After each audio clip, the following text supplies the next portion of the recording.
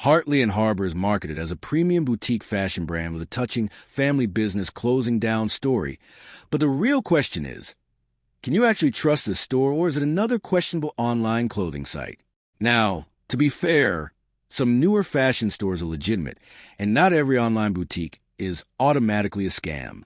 What it does well: visually attractive website. The store looks polished with professional product photos and fashionable designs. Affordable-looking prices. Compared to real premium fashion brands, the prices appear heavily discounted and attractive to shoppers.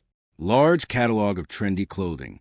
The store offers many styles that follow current fashion trends. Where it falls short: suspicious company history.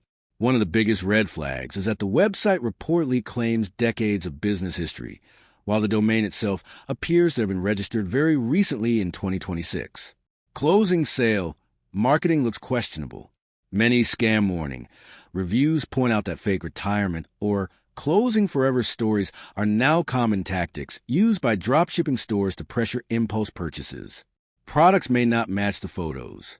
Multiple Reddit discussions about similar stores describe receiving low-quality polyester clothing that look very different from the advertised images. So, can you trust Hartley and Harbour? Hartley and Harbour raises multiple warning signs commonly associated with temporary dropshipping-style fashion stores.